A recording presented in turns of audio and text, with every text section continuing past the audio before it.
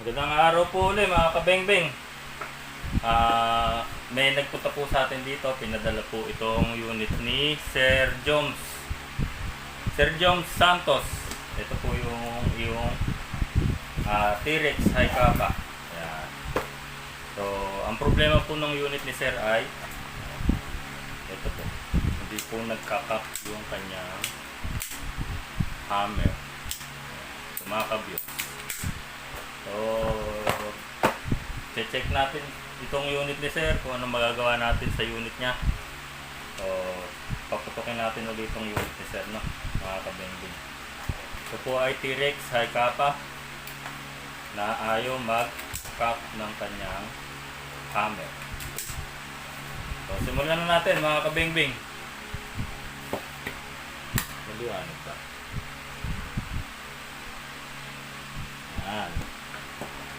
Magasin niya. So, walang gas ang kanyang magasin mga kabengbeng. Patay tayo dyan. Baka magkasingaw na to. So, ito muna ang unit ni Sir ang ating gagalawin mga kabengbeng. So, bago tayo magbaklas sa loob, so check muna natin. Okay. So, ayaw niya talagang mag-cocking. Bago natin siya baklasin sa loob, tingnan muna natin yung spring dito sa loob. Yung fork spring. So, tatanggalin natin itong kanyang magwell.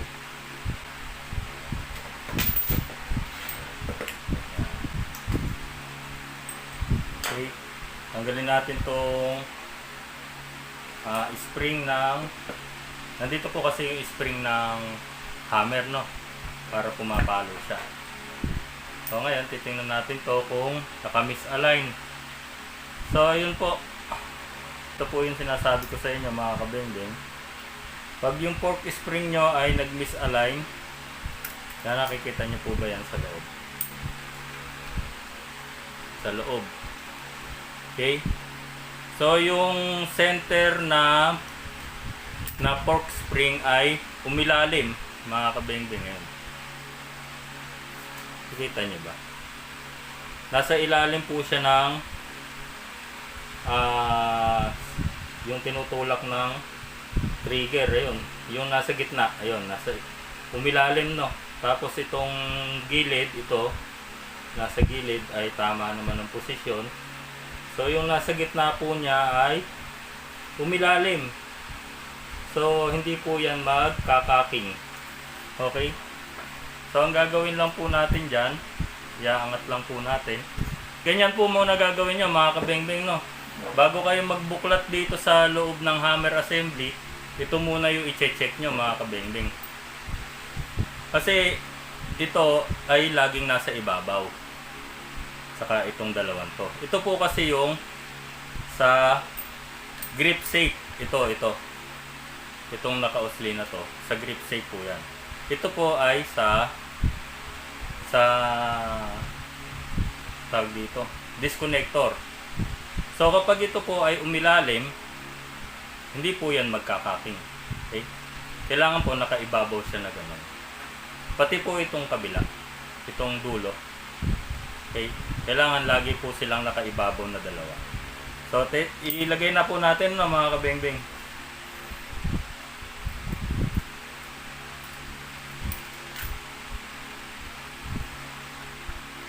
Medyo mahirap lang silipin eh.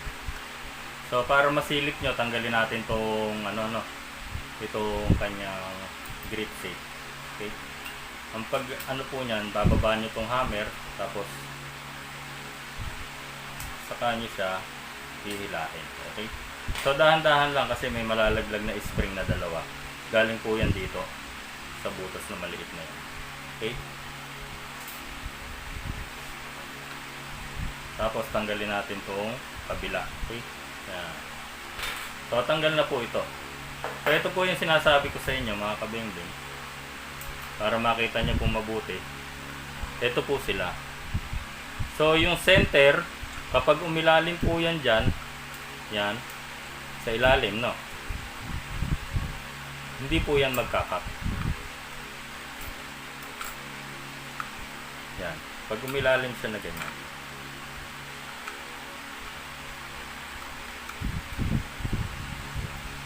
hindi po yan magkakaking, no? Nakailalim, nakita niyo po sa ilalim. Dapat po yan nasa ibabaw nito.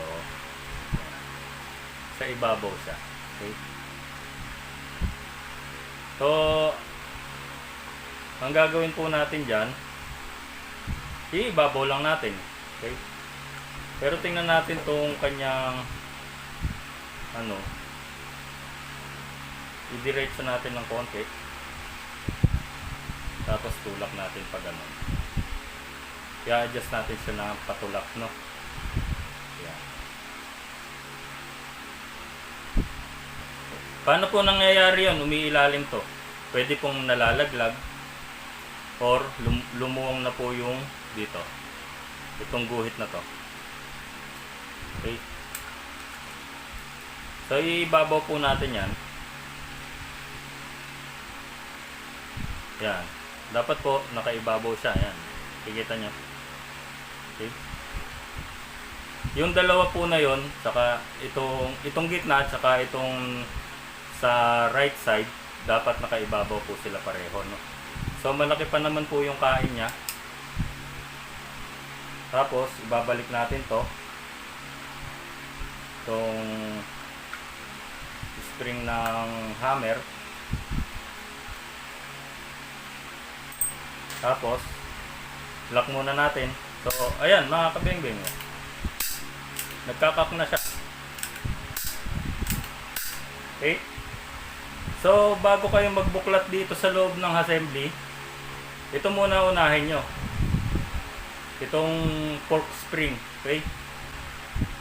Pwedeng nagmi-misalign siya.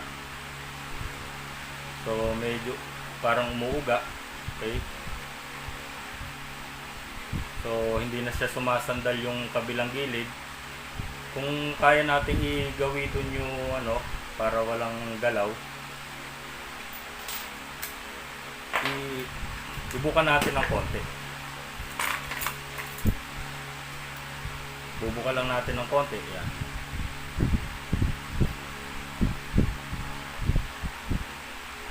So, dapat marunong kayo magkumpuni ng unit nyo, no? Para hindi kayo laging nagagastosan sa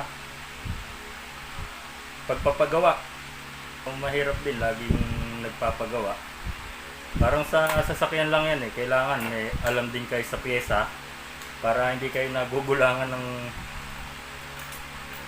sasabihin, ay sir, ganito po yung sira niyan. Nako, malala na po sira niyan kahit wala naman pala masyadong sira. Okay. So, ayan.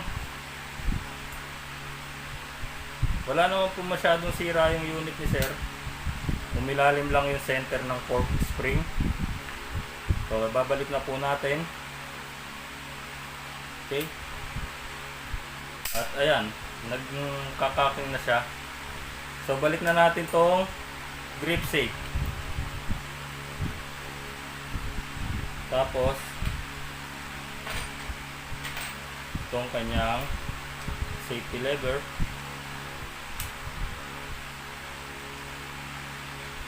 Lagay na natin itong kanyang magwell.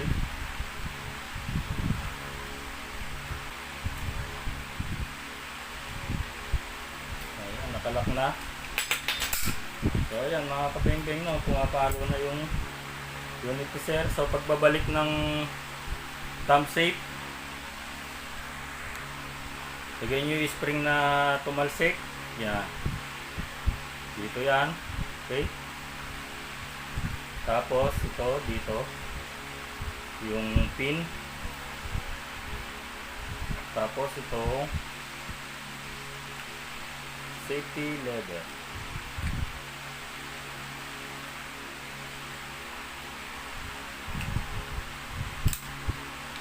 Okay yan.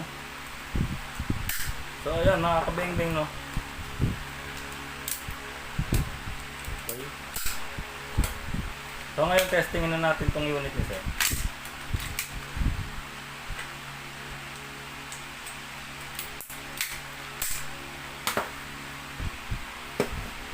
Dating magasin niya na walang laman ng gas. Sana walang singaw. Yun, sinasabi ko sa inyo mga kabeng-beng. Ayan. Sumisingaw na po ang kanyang, nandito po yung leak. So, once na tinanggalan nyo ng gas to, sigurado, yan, ganyan mangyayari. So, leak na po yung magazine ni sir.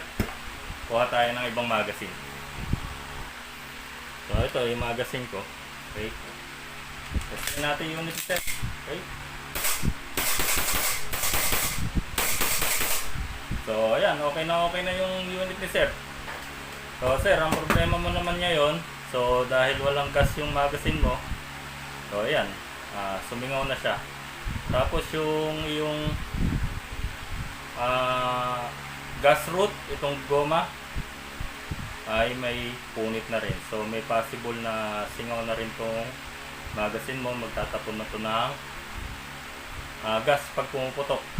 So, hindi na siya lalapat masyado sa yung nozzle. So, may tendency na dito nalulusot yung kasi nandito yung punit. Ayan. Kita nyo may punit. So, tendency na rin to na pag pumutok, medyo mahina na rin yung buga kasi may takas ng gas. Okay? So, ngayon may leak na rin siya dito sa ilalim. Yan yung sinasabi ko sa inyo mga kabeng-beng, pag wala pong gas ang inyong magazine at itinago nyo, yan ang mangyayari. So, singaw na po siya. Ayan, o. Okay.